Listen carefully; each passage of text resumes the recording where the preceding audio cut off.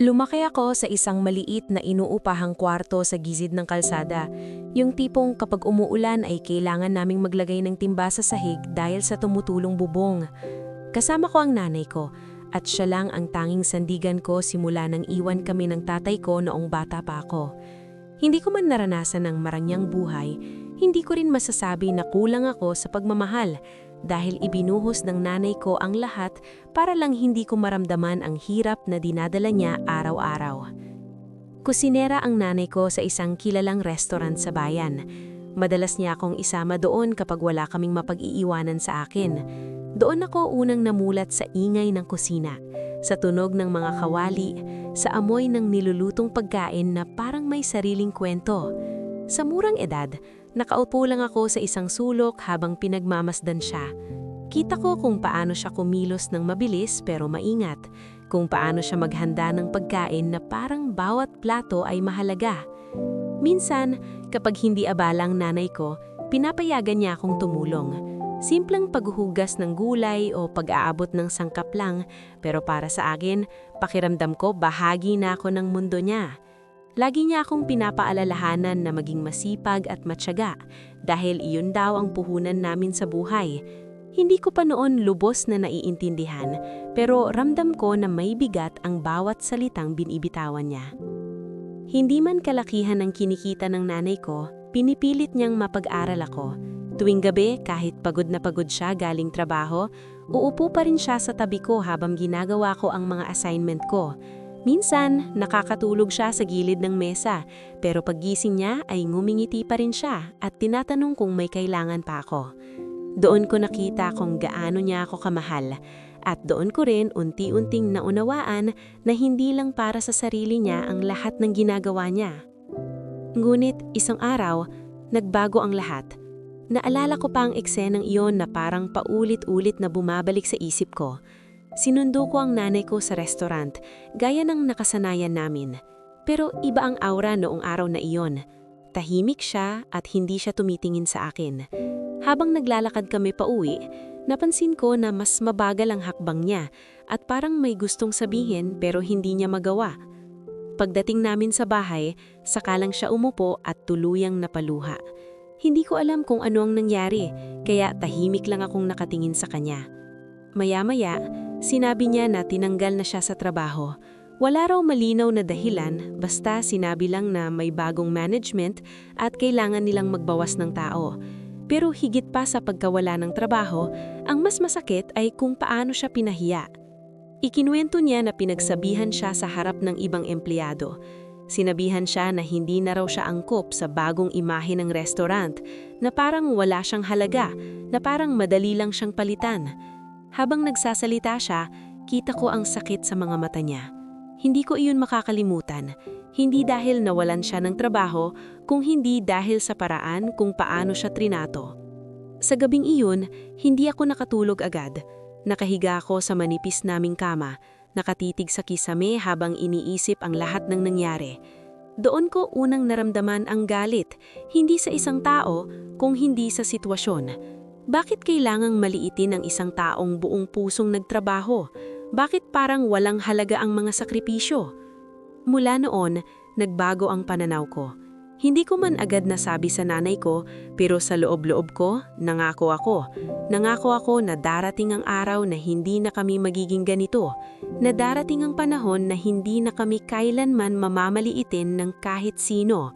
Hindi para gumanti, kung hindi para ipakita na may halaga kami, na hindi nasusukat ang itsura o estado sa buhay ang dignidad ng isang tao.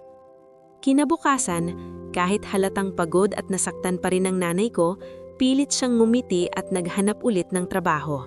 Doon ko lalo siyang hinangaan. Sa kabilang ang lahat, hindi siya sumuko, at habang pinagmamasdan ko siya, mas lalong tumibay ang pangako ko sa sarili ko.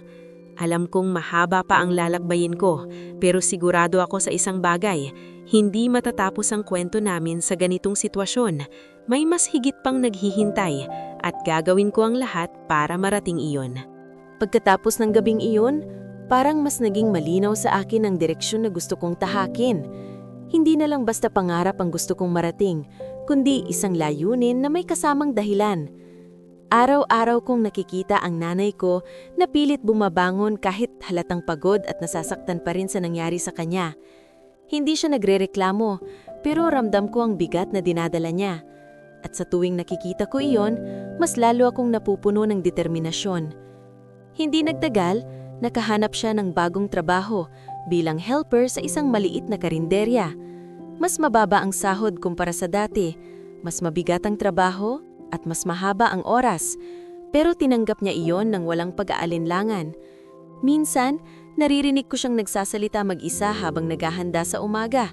Parang pinapalakas ang loob niya. Sinasabi niya na kailangan niyang maging matatag para sa akin. At sa bawat salitang iyon, mas lalo akong nararamdaman na kailangan ko ring gawin ang parte ko.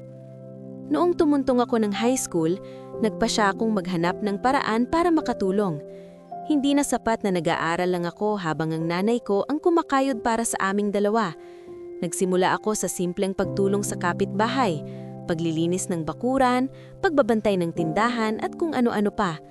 Maliit lang ang kinikita ko, pero para sa akin, malaking bagay na iyon. Unti-unti kong natutunan kung paano kumilos sa mundo na hindi madali, kung saan kailangan mong paghirapan ng bawat sentimo.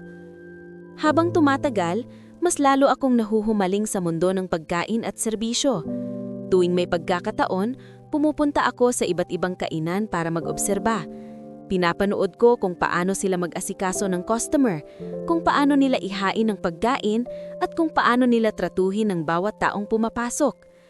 May mga lugar na maganda ang serbisyo, pero meron ding tulad ng naranasan ng nanay ko. Mayabang ang staff at mapanghusga sa itsura ng tao. Doon ko napagtanto na hindi lang pala basta pagkain ang binabayaran ng customer, kundi pati ang karanasan. Ang pakiramdam na pinapahalagahan ka, na kahit sino ka pa, karapat-dapat kang igalang. At doon ko rin unti-unting nabuo ang pangarap ko, na balang araw, magkakaroon ako ng sariling restaurant na hindi kailanman mangmamaliit ng kahit sino. Pagdating ko ng senior high, nagkaroon ako ng pagkakataon na magtrabaho bilang part-time waitress sa isang maliit na kainan malapit sa amin. Hindi kalakihan ng sahod, pero napakalaking oportunidad iyon para sa akin. Doon ko naranasan ang totoong hirap ng pagtatrabaho sa ganitong industriya. Mabilis ang galaw, laging may pressure, at kailangan mong ngumiti kahit pagod ka na. May mga pagkakataon na napapagalitan ako ng customer kahit hindi ko naman kasalanan. May mga araw na parang gusto ko nang sumuko, lalo na kapag sabay-sabay ang orders at kulang ang staff. Pero sa tuwing naiisip ko ang nanay ko, bumabalik ang lakas ko. Iniisip ko na kung kinaya niya, kakayanin ko rin. Sa kabila ng lahat, may mga natutunan akong hindi ko matututunan sa paaralan. Natutunan ko kung paano makitungo sa iba't ibang klase ng tao. Natutunan ko kung paano kontrolin ang emosyon ko, kung paano maging pasensyoso, at kung paano magtrabaho ng may malasakit. Hindi ko na lang tinitignan ang trabaho bilang paraan para kumita, kundi bilang hakbang papunta sa pangarap ko. Pagkatapos ng high school, hindi agad ako nakapag-college dahil sa kakulangan sa pera. Sa halip, nag-full-time ako sa trabaho. Lumipat ako sa mas malaking restaurant bilang waitress. Mas mahirap ang trabaho, mas mataas ang expectations, pero mas marami rin akong natutunan. Doon ko nakita ang mas sistematikong paraan ng pagpatatakbo ng negosyo. May hierarchy, may sistema, at may malinaw na pamamalakad. Pero sa kabila ng pagiging mas organisado, napansin ko pa rin na may mga empleyado na hindi magandang pagtrato sa mga customer, lalo na sa mga mukhang simple lang. Parang may hindi nagbabago. Parang may mga tao pa rin na nakakalimot na pare-pareho lang tayong nagsusumikap sa buhay. Isang gabi, habang pauwi ako galing trabaho, napahinto ako sa tapat ng isang restaurant. Maliwanag ang ilaw nito, elegante ang itsura, at puno ng mga taong mukhang may kaya sa buhay. Saglit akong tumitig sa loob, at hindi ko maiwasang isipin kung anong pakiramdam ng maging may-ari ng ganitong klaseng lugar. Hindi para magyabang, kundi para makagawa ng pagbabago. Doon ko muling naalala ang nangyari sa nanay ko. Parang may boses sa loob ko na nagsasabing hindi ko dapat kalimutan iyon. Hindi para magalit, kundi para magsilbing paalala kung bakit ako nagsimula. Huminga ako ng malalim at nagpatuloy sa paglalakad. Pero sa pagkakataong iyon, mas malinaw na sa akin ang gusto kong mangyari sa hinaharap. Hindi ko pa alam kung paano ko mararating ang pangarap ko, pero sigurado ako na hindi ako titigil. Kahit gaano pa katagal, kahit gaano pa kahirap, gagawin ko ang lahat para balang araw, hindi na kami kailanman mamamaliitin ng kahit sino. At higit sa lahat, sisiguraduhin ko na kapag dumating ang araw na iyon, hindi ko gagawin sa iba ang sakit na naranasan namin. Sa mga sumunod na taon, mas lalo kong pinili na ilaan ang oras ko sa pagtatrabaho at pag-aaral ng mga bagay na alam kong makakatulong sa pangarap ko. Hindi na ako basta waitress lang na sumusunod sa utos. Tahimik akong nagmamasid sa paligid. Pinapansin ko ang bawat detalye kung paano tumatakbo ang restaurant, paano kinokontrol ang gastos, paano kinakausap ang suppliers, paano hinahandle ang reklamo ng customer. Para sa iba, simpleng trabaho lang yon, pero para sa akin, parang unti-unti akong tinuturuan ng buhay kung paano maging handa sa mas malaking responsibilidad. Isang gabi, habang naglilinis ako ng isang mesa matapos magsara ang restaurant, may isang matandang lalaki na pumasok. Halatang hindi siya regular na customer dahil simple lang ang suot niya at tila pagod na pagod. Karamihan sa staff ay nagulat dahil sarado na kami, pero lumapit pa rin ako sa kanya at magalang na nagtanong kung may kailangan siya. Sinabi niya na hindi siya makakahanap ng ibang bukas na kainan at gusto lang sana niyang makainom ng mainit na sabaw. Sa totoo lang, bawal na sana kaming tumanggap ng customer sa oras na iyon, pero hindi ko siya matiis. May kung anong pamilyar sa kanya na hindi ko maipaliwanag. Siguro dahil naaalala ko ang nanay ko, o baka dahil nakita ko sa kanya ang pagod na matagal ko nang nasasanay makita sa mga taong nagsusumikap. Kaya tahimik akong pumunta sa kusina at nagluto ng simpleng sabaw para sa kanya, kahit wala ng utos mula sa manager. Habang kumakain siya, napansin kong tahimik lang siya, pero paminsan-minsan ay napapangiti. Nang matapos siya, nilapitan niya ako at nagpasalamat ng taos puso. Hindi lang daw sa pagkain, kundi sa paraan ng pagtrato ko sa kanya. Hindi ko akalaing magiging mahalaga sa kanya ang simpleng ginawa ko. Para sa akin, normal lang iyon, pero para sa kanya, tila napakalaking bagay. Mula noon, paminsan-minsan siyang bumabalik sa restaurant. Hindi siya yung tipo ng customer na maingay o demanding. Tahimik lang siya sa isang sulok, nag-oobserba. Pero napansin ko na sa tuwing nandyan siya, mas nagiging maingat ako sa trabaho ko. Hindi dahil natatakot ako, kundi dahil pakiramdam ko, may natututunan siya sa bawat kilos ko at gusto kong hindi siya mabigo. Isang gabi, matapos ang trabaho, nilapitan niya ako at tinanong kung bakit ko raw ginagawa ang lahat ng iyon. Hindi lang daw basta trabaho ang nakikita niya sa akin, kundi parang may mas malalim akong dahilan. Sa una, nag-alangan akong sumagot. Pero hindi ko rin alam kung bakit bigla na lang akong nagbukas sa kanya.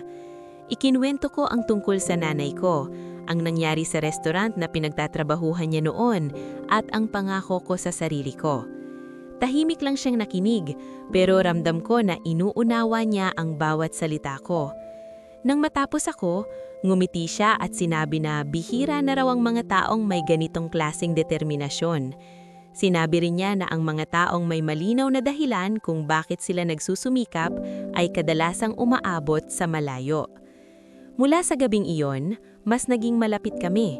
Hindi ko man alam ang buong kwento niya, pero ramdam ko na marami na siyang pinagdaanan sa buhay. Madalas niya akong bigyan ng payo, hindi direkta, kundi sa pamamagitan ng mga simpleng kwento at karanasan niya.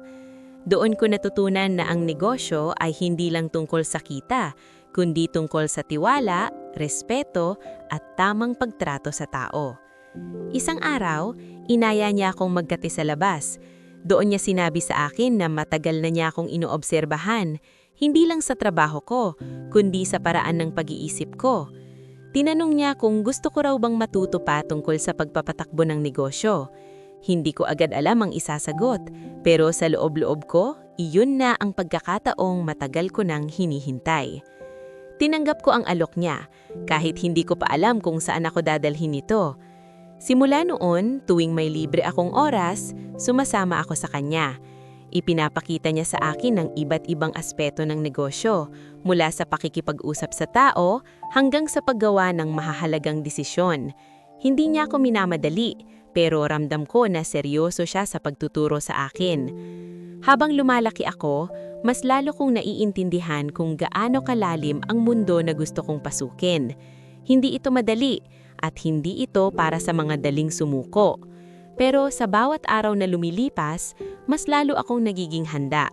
At sa likod ng lahat ng iyon, dala-dala ko pa rin ang dahilan kung bakit ako nagsimula. Hindi ko man alam kung kailan darating ang pagkakataon na matutupad ko ang pangarap ko, pero ngayon, alam ko na hindi ako nag-iisa. May mga taong handang tumulong basta't makita nila na karapat-dapat ka. At sa pagkakataong ito, pakiramdam ko ay unti-unti na akong papalapit sa mundo na matagal ko nang gustong marating. Habang tumatagal ang mga araw na kasama ko ang matandang mentor ko, mas lalo kong nararamdaman na unti-unti akong hinuhubog ng mga aral niya. Hindi na ako tinuruan sa paraang parang estudyante sa silid-aralan.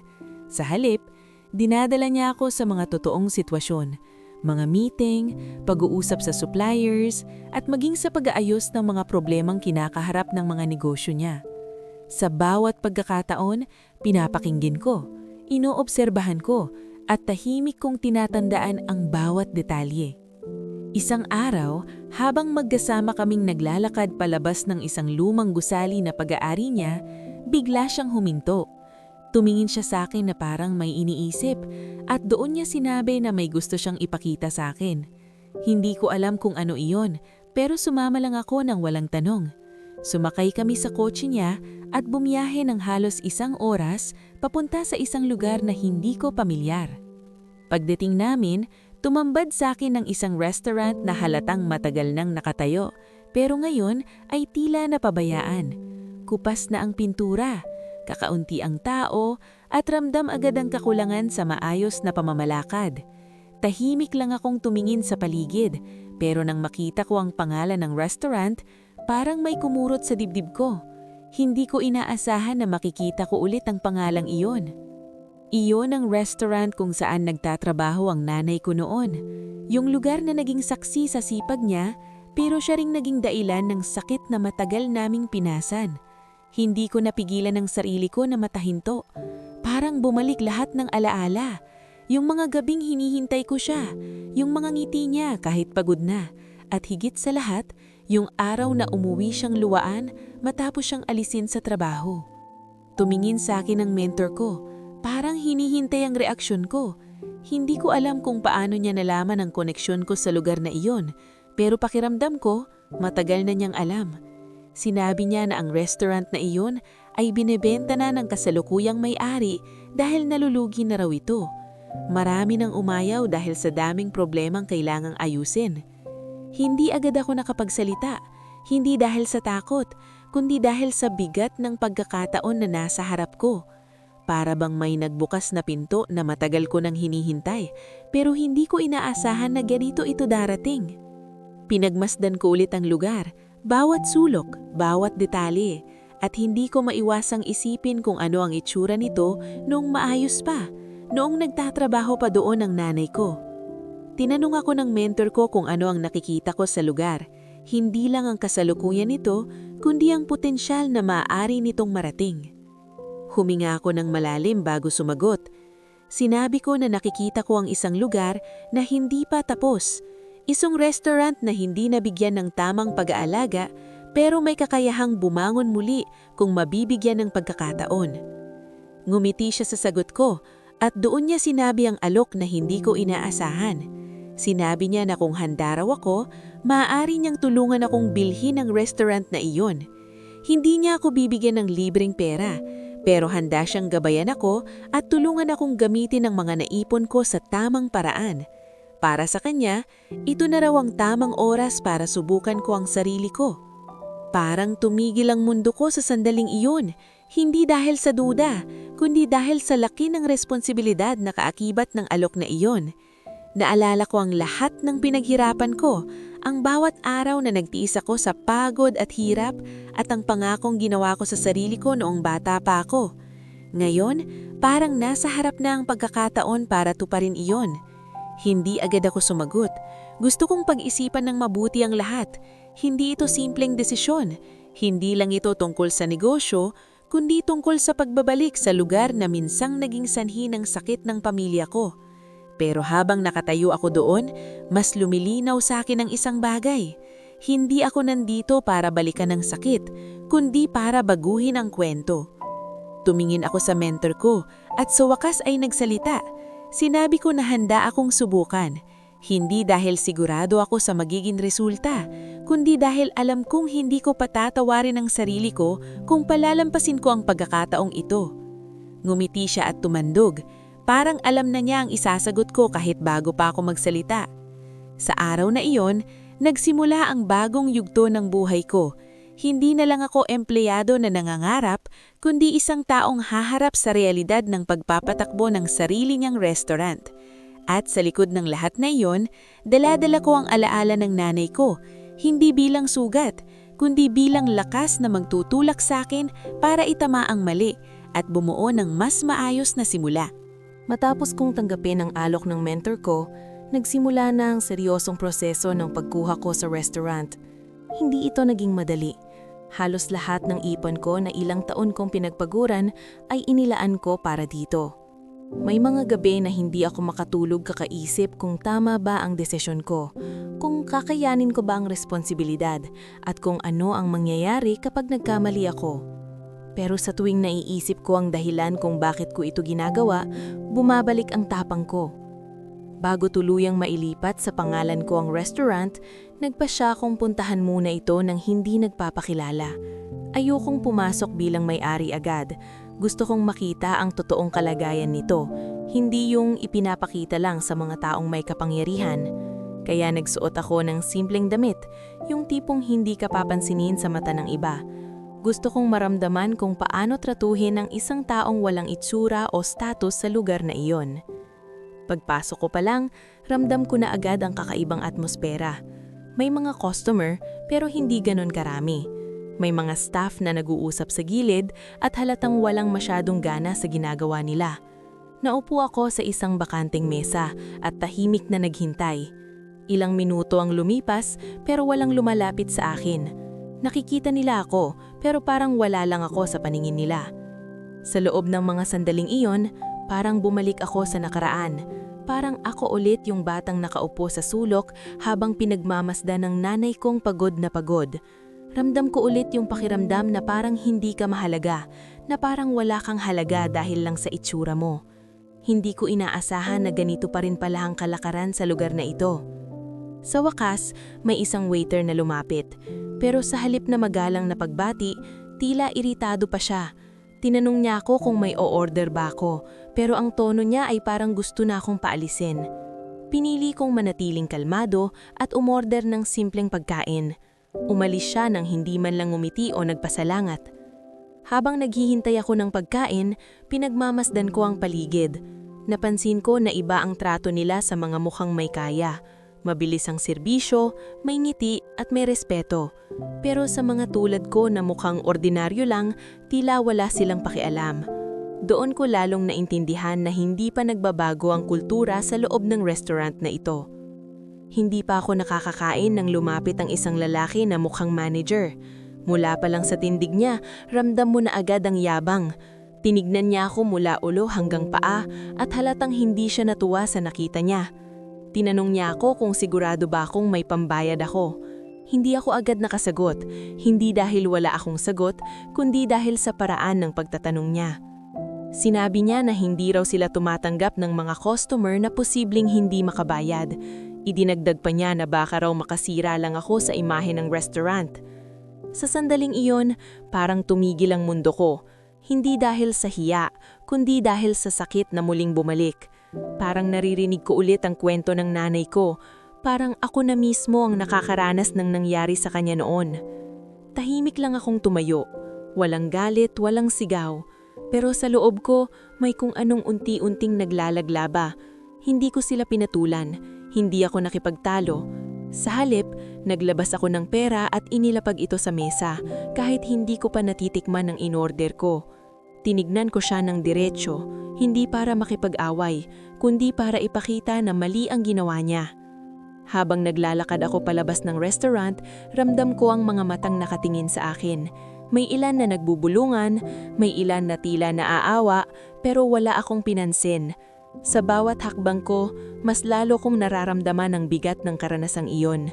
Pero kasabay nito, may malinaw na desisyon na nabubuo sa isip ko. Paglabas ko, huminga ako ng malalim. Hindi ako galit sa kanila bilang tao, pero alam kong mali ang sistema na pinaiiral nila. At doon ko tuluyang naunawaan kung bakit ako napunta sa puntong ito. Hindi ito lang tungkol sa pangarap o sa pera. Ito ay tungkol sa pagbabago. Kinabukasan, babalik ako sa lugar na iyon, pero hindi na bilang isang simpleng customer. Babalik ako bilang may-ari na handang itama ang mali. At sa pagkakataong iyon, sisiguraduhin ko na walang ibang tao ang makakaranas ng sakit na naranasan namin noon. Kinabukasan, maaga akong nagising. Hindi dahil may alarm ako, kundi dahil hindi ako pinatulog ng mga iniisip ko. Paulit-ulit sa isip ko ang nangyari kahapon, ang paraan ng pagtingin sa akin, ang tono ng pananalita ng manager, at ang pakiramdam na parang wala kang halaga. Ngulit kasabay ng mga alaala na iyon ay ang matinding linaw ng desisyon ko. Hindi na ito basta emosyon. Ito ay isang hakbang na matagal ko nang hinihintay. Nagbihis ako ng maayos. Simple pero malinis at maayos ang tindig. Hindi ko kailangang magmukhang mayaman, sapat na ang magmukhang may kumpiyansa. Sinindo ako ng mentor ko at tahimik lang kaming nagbiyahe papunta sa restaurant. Ramdam ko ang kakaibang bigat sa dibdib ko, pero hindi ito kakot. Parang paghahanda ito sa isang bagay na alam mong magbabago ng takbo ng buhay mo. Pagdating namin sa restaurant, ibang-iba ang pakiramdam kumpara kahapon. Hindi na ako yung taong hindi pinapansin. Kasama ko ang mentor ko at ang dating may-ari, kaya agad kaming sinalubong ng staff. Nakita ko ang parehong mga muka, yung waiter na walang gana kahapon at ang manager na nang insulto sa akin. Ngulit ngayon, hindi nila ako agad nakilala. Pumasok kami sa loob at agad kaming pinaupo sa isang mesa. Mabilis ang kilos ng mga staff, may ngiti, may respeto. Tahimik lang akong nakaupo habang pinagmamasdan sila. Hindi ako nagsasalita. Hinahayaan ko lang na mangyari ang lahat. Ilang sandali pa, tinawag ng mentor ko ang manager at sinabing may mahalagang ipapakilala. Lumapit ang manager. Dala ang kumpiyansa na nakita ko kahapon, pero ngayon ay may halong kaba. Ipinakilala ko ng mentor ko bilang bagong may-ari ng restaurant. Sa sandaling iyon, kitang-kita ko ang pagbabago sa mukha niya. Parang biglang nawala ang kulay sa kanyang muka at ang dating matapang na tindig ay napalitan ng pag-aalinlangan. Tahimik lang ako, pero diretso ang tingin ko sa kanya. Hindi ko kailangang magsalita agad dahil sapat na ang presensya ko para maunawaan niya ang sitwasyon. Unti-unti niyang naalala ang nangyari kahapon at halatang gusto niyang magsalita pero hindi niya alam kung paano sisimulan. Isa-isa ring napatingin sa akin ng ibang staff. May mga nagbulungan, may mga napahinto sa ginagawa nila. Ramdam ko ang tensyon sa loob ng restaurant. Pero sa halip na palakihin ang eksena, pinili kong manatiling kalmado. Hindi ako nandito para ipahiya sila, kundi para ipakita kung ano ang dapat baguhin. Sa wakas, nagsalita ako. Mahina ang boses ko, pero malinaw. Sinabi ko na kahapon, pumasok ako dito bilang isang ordinaryong customer. Hindi ko binanggit agad ang nangyari, pero ramdam nilang lahat ang ibig kong ipahayatig. Sinabi ko na nakita ko kung paano nila tratuhin ang mga taong hindi nila kilala, lalo na yung mga mukhang simple lang sa paningin. Tumahimik ang buong lugar. Walang gumagalaw, walang nagsasalita. Lahat ay nakatingin sa akin, naghihintay ng susunod kong sasabihin. Ipinagpatuloy ko ang pagsasalita. Sinabi ko na ang restaurant na ito ay hindi lang dapat para sa mga may kaya. Ito ay para sa lahat ng taong pumakasok anuman ang itsura o estado nila sa buhay. Tumingin ako sa manager at saka ko diretsyong sinabi na mali ang ginawa niya. Hindi ko siya sinigruan, hindi ko siya pinahiya, pero malinaw sa bawat salita ko na hindi ko palalampasin ang ganitong klasing pag-uugali. Sinabi ko na ang respeto ay hindi dapat pinipili kung kanino ibibigay. Hindi ko agad sinabi ang desisyon ko tungkol sa kanya. Sa halip, sinabi ko muna ang plano ko para sa restaurant. Gusto kong baguhin ang sistema. Hindi lang ang itsura ng lugar, kundi pati ang kultura sa loob.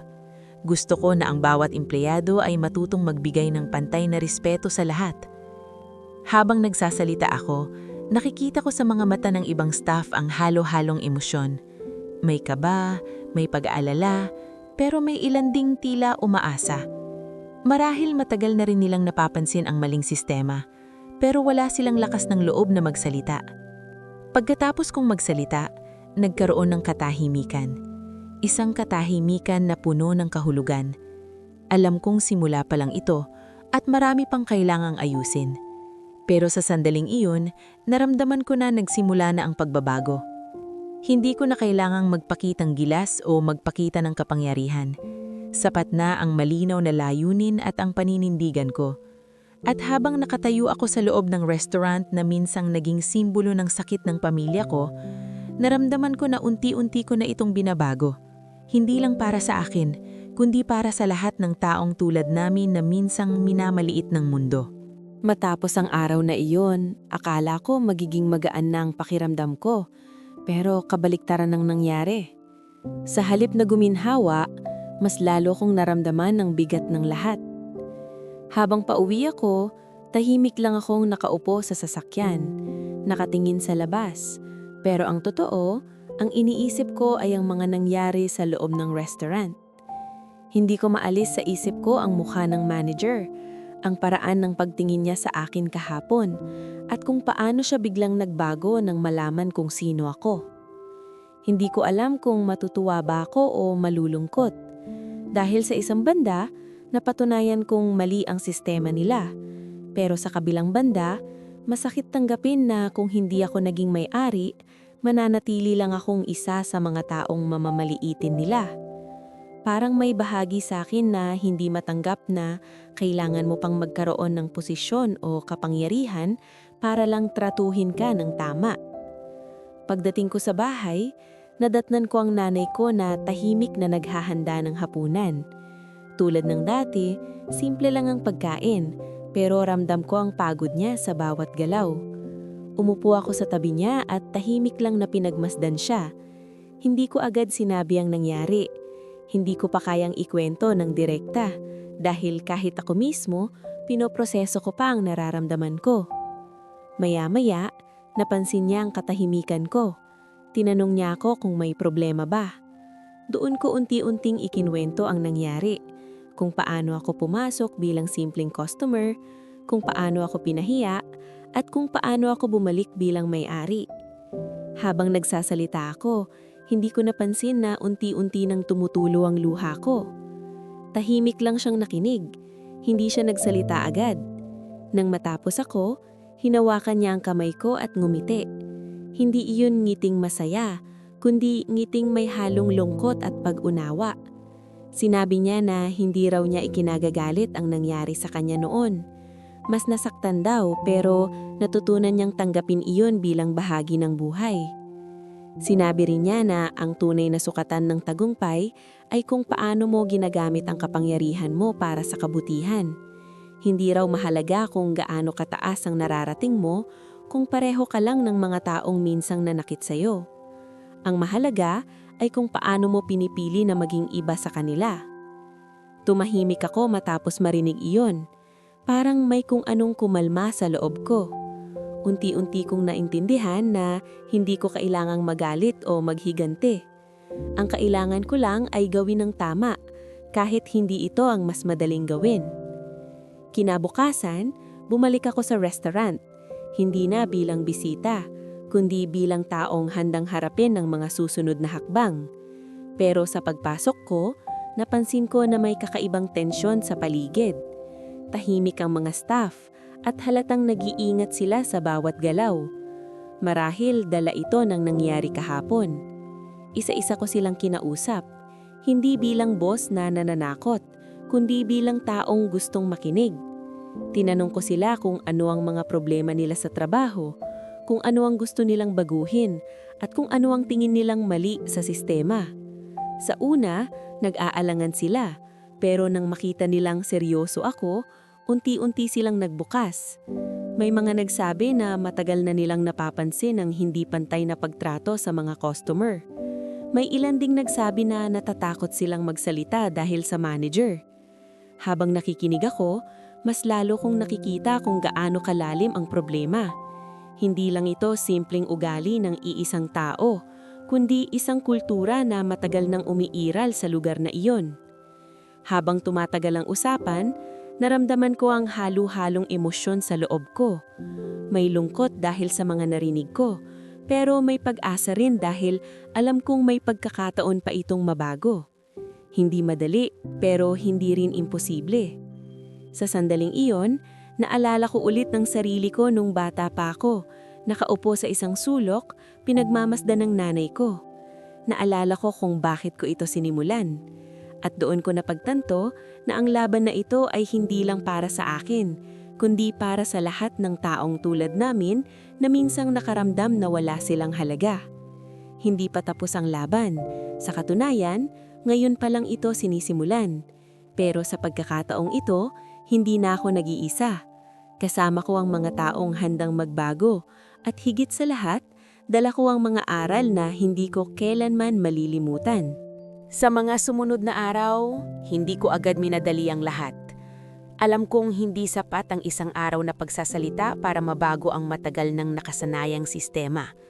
Kailangan itong pagtrabahuan, unti-unti, at may malinaw na direksyon. Kaya nagsimula ako sa mga simpleng hakbang, pag-aayos ng schedule ng mga empleyado, pagbibigay ng malinaw na guidelines sa serbisyo, at higit sa lahat, pagpapakita sa kanila na hindi ako naroon para manakot, kundi para magtulungan. Pero hindi ko rin kinalimutan ang isang mahalagang desisyon na kailangan kong gawin. Ang manager na nang insulto sa akin ay patuloy na pumapasok sa trabaho, pero halata ang pagbabago sa kanyang kilos. Tahimik siya, hindi na kasing yabang ng dati at tila iniiwasan ako. Nakikita ko ang takot at pagsisisi sa kanyang mga mata, pero alam kong hindi iyon sapat para balewalain ang ginawa niya. Isang umaga, pinatawag ko siya sa opisina. Tahimik siyang pumasok at hindi makatingin ng diretso sa akin. Umupo siya sa harap ko at sa loob ng ilang segundo, walang nagsalita. Ramdam ko ang bigat ng sitwasyon, pero kailangan ko itong harapin ng maayos. Sinabi ko sa kanya na hindi ko siya pinatawag para ipahiya. Hindi ko rin siya tataasan ng boses, pero kailangan naming pag-usapan ang nangyari. Ipinaliwanag ko na ang ginawa niya ay hindi lamang simpleng pagkakamali, kundi isang uri ng paglabag sa respeto na dapat ibinibigay sa bawat tao. Hindi lang ako ang naapektuhan, kundi pati ang imahe ng restaurant at ang kultura na gusto kong buuin. Tahimik lang siyang nakikinig at paminsan-minsan ay tumatanggo. Nang magsalita siya, humingi siya ng paumanhin. Hindi lang dahil nahuli siya, kundi dahil daw ngayon niya lang naunawaan ang epekto ng ginawa niya. Sinabi niya na matagal na raw niyang nakasanayan ang ganitong pag-uugali at hindi niya napansin na mali na pala ito. Pinakinggan ko siya hanggang matapos, pero sa loob-loob ko, malinaw na ang desisyon ko.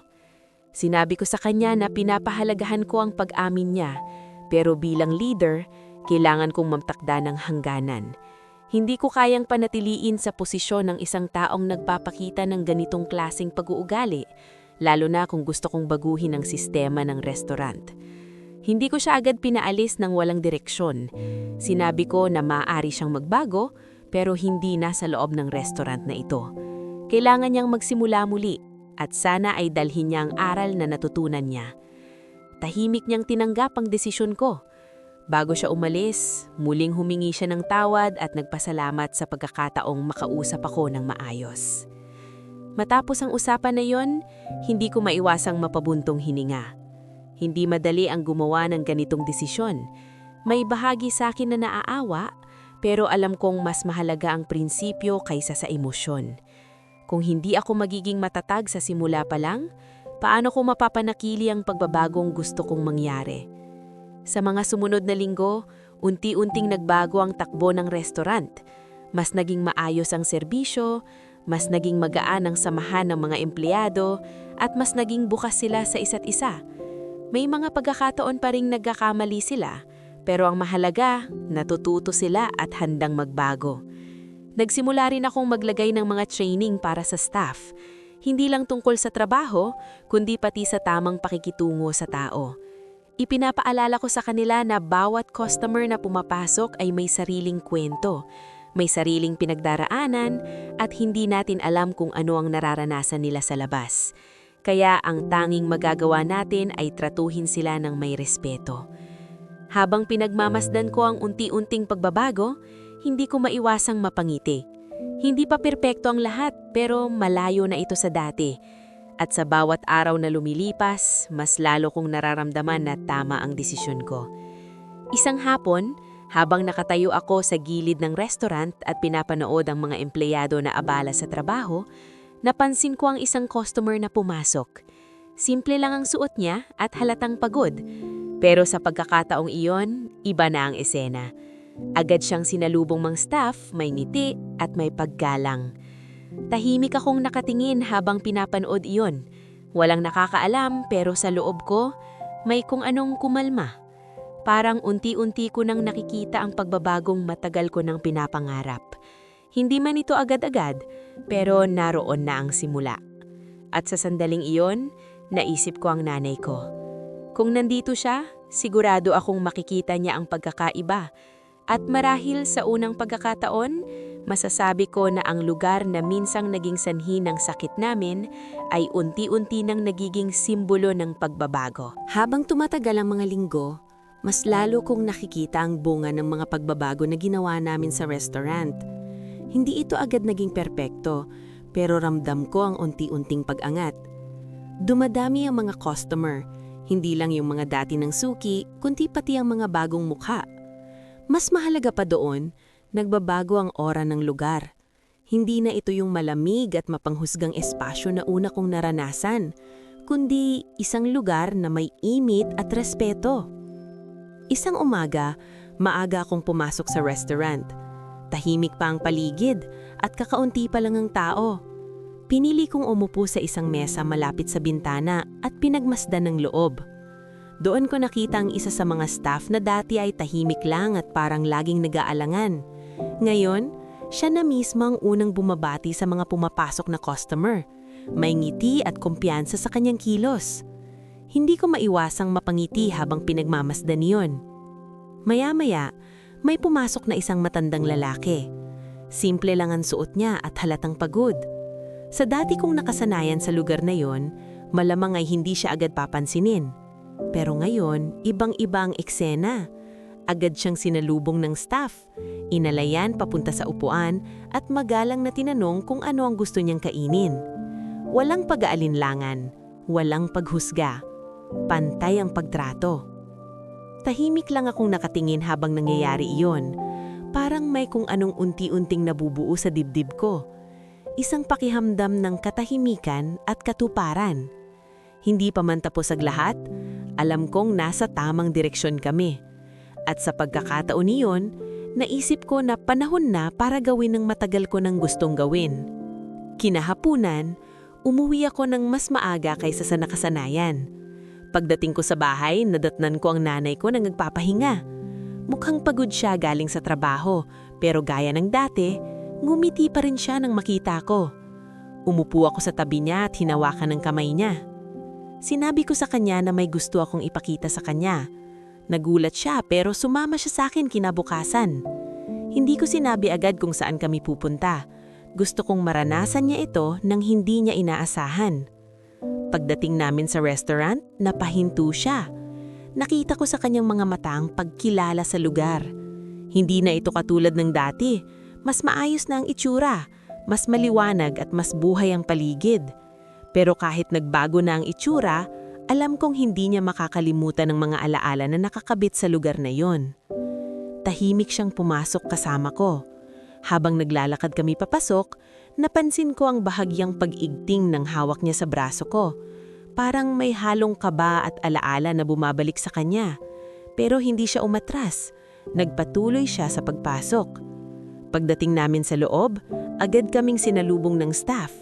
May ngiti, may respeto, at walang bahid ng paghusga.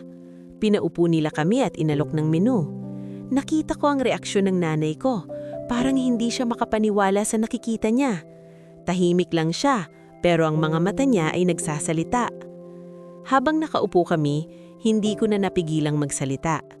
Sinabi ko sa kanya na ang restaurant na ito ay akin na. Sa una, hindi siya agad nakaintindi. Pero nang unti-unti niyang naproseso ang sinabi ko, napahawak siya sa bibig niya at napaluha. Hindi niya alam kung ano ang sasabihin. Tiningnan niya ako at sa mga mata niya, nakita ko ang halo-halong emosyon. Gulat, saya, at lalim ng nararamdaman. Sinabi ko sa kanya na hindi ko ito ginawa para maghigante, kundi para baguhin ang kwento. Para siguraduhin na walang ibang tao ang makakaranas ng naranasan niya noon. Hinawak niya ang kamay ko at mahigpit itong pinisil. Sinabi niya na proud siya sa akin, hindi dahil sa narating ko, kundi dahil sa pinili kong gawin ng tama. Sa sandaling iyon, hindi ko na napigilang mapaluha. Parang lahat ng pagod, hirap at sakit na dinaanan namin ay nagkaroon ng saysay. Habang nakaupo kami roon, pinagmamasdan ng paligid, napansin ng nanay ko ang mga staff na abala sa trabaho pero may ngiti sa labi. Sinabi niya na ibang-iba na ang lugar. Hindi na ito yung restaurant na kinatakutan niya noon. Ngayon, parang may bagong buhay na ito. Sa sandaling iyon, naramdaman ko na hindi lang pala ako ang naghilom, pati siya. At marahil, yun ang pinakamahalagang bagay sa lahat.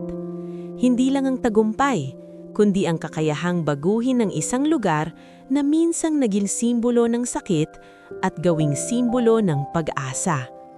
At habang magkasama kaming nakaupo roon, alam kong malapit na naming marating ang pagtatapos ng isang mahabang kwento. Isang kwento na hindi lang tungkol sa paghihirap, kundi tungkol sa pagbabago, pagbangon at tunay na tagumpay. Sa mga sumunod na buwan matapos kong dalhin ang nanay ko sa restaurant, mas lalo kong pinagtuunan ng pansin ang pagpapatibay ng lahat ng pagbabagong sinimulan namin. Hindi na ito basta isang proyekto para sa akin, kundi isang responsibilidad na kailangang pangalagaan araw-araw. Bawat galaw, bawat desisyon, sinisigurado kong nakaayon sa layunin na itinanim ko mula pa noong una. Ang gawing lugar ito na nagbibigay respeto at dignidad sa bawat taong pumapasok. Mas naging maayos ang sistema ng trabaho. Ang mga empleyado na dating ay takot magsalita, ngayon ay mas bukas na sa pagbibigay ng opinyon. May mga pagkakataon na nagkakamali pa rin sila, pero hindi na ito tinutugunan ng paninisi, kundi ng pag-unawa at pagtuturo. Unti-unti, nabuo ang isang samahan na hindi lang basta magkakasama sa trabaho, kundi nagtutulungan para sa iisang layunin. Dumami ang customers at mas naging maganda ang feedback ng mga taong pumupunta sa restaurant. May ilan na nagsasabi na komportable silang bumalik dahil sa maayos na serbisyo. May mga pagkakataon din na may mga simpleng tao na pumapasok, yung mga mukhang pagod galing trabaho o galing sa biyahe, at pinagmamasdan ko kung paano sila tratuhin ng staff. Sa bawat pagkakataon na nakikita kong may ngiti at respeto, ramdam ko na unti-unti nang natutupad ang pangarap ko. Isang araw, may isang matandang babae na pumasok sa restaurant. Halatang simple lang ang buhay niya at medyo nag-aalangan pa siyang umupo. Ngulit agad siyang inalayan ng isa sa mga staff at pinaupo ng maayos. Habang pinagmamasdan ko iyon mula sa malayo, napansin kong medyo nangingilid ang luha ng matanda habang kinakausap siya ng staff. Hindi ko man narinig ang usapan nila, pero alam kong may naramdaman siyang kakaiba. Isang bagay na marahil matagal na niyang hindi nararanasan. Lumapit ako sa kanila nang hindi nagpapakilala. Tahimik lang akong tumayo sa gilid habang nakikinig. Narinig ko ang matanda na nagsabing hindi raw siya sanay na tratuhin ng ganito. Madalas daw, pinapaalis siya sa ibang lugar dahil sa itsura niya. Sa sandaling iyon, parang bumalik ulit sa akin ang lahat ng alaala. Ang nanay ko, ang sarili ko, at ang mga taong minsang minamaliit. Ngumiti ako at tahimik na umalis, pero sa loob ko may kung anong napuno. Hindi ito galit, kundi isang malalim na kasiyahan na hindi ko maipaliwanag. Parang sa wakas, nakita ko na ang malinaw na bunga ng lahat ng pinagdaanan ko. Kinagabihan, umupo ako mag-isa sa isang mesa sa restaurant matapos magsara. Tahimik ang paligid at tanging ilaw na lang ng mga lampara ang nagbibigay liwanag sa loob. Doon ko binalikan ang lahat. Mula sa maliit naming bahay, sa hirap na pinagdaanan namin ng nanay ko, hanggang sa araw na pinahiya siya at pinalayas sa lugar na ito. Hindi ko akalain na darating ako sa puntong ito. Hindi ko rin akalain na ang lugar na minsang naging dahilan ng sakit namin ay siya ring magiging simbolo ng pagbabago sa buhay ko. Ngunit higit sa lahat, hindi ko inaasahan na ang pinakamahalagang bagay na matututunan ko ay hindi tungkol sa negosyo, kundi tungkol sa pagiging tao. Napagtanto ko na ang tunay na tagumpay ay hindi nasusukat sa laki ng kinikita o sa dami ng ari-arian. Ito ay nasusukat sa epekto na naiiwan mo sa ibang tao, sa paraan ng pagtrato mo sa kanila, lalo na sa mga panahong wala silang maipagmamalaki, kundi ang sarili nilang dignidad. Naalala ko ang sinabi ng nanay ko noon na ang kapangyarihan ay dapat gamitin para sa kabutihan. Ngayon, mas nauunawaan ko na iyon, dahil kung ginamit ko ang posisyon ko para gantihan ng mga taong nanakit sa amin, marahil wala ring magbabago. Magpapatuloy lang ang parehong sistema na minsang sumakit sa amin. Pero pinili kong maging iba. Pinili kong baguhin ang kwento, hindi lang para sa sarili ko, kundi para sa iba. At sa bawat araw na nakikita kong may taong pumapasok sa restaurant at lumalabas na may ngiti sa labi, alam kong tama ang naging desisyon ko. Bago ako umalis ng gabing iyon, tumayo ako at muling tumingin sa paligid. Tahimik ang lugar, pero puno ito ng kwento. Mga kwento ng hirap, pagbangon at pagbabago. At sa gitna ng lahat ng iyon, naroon ako, hindi na bilang batang nangangarap, kundi bilang taong natutong tuparin ng pangarap ng may puso. Sa huli, hindi ko kinailangang maghigant, dahil ang pinakamagandang sagot sa pangmamaliit ay hindi galit, kundi tagumpay na may kasamang kabutihan. At iyon ang kwentong pipiliin kong ipagpatuloy, hindi lang ngayon, kundi sa bawat araw na darating.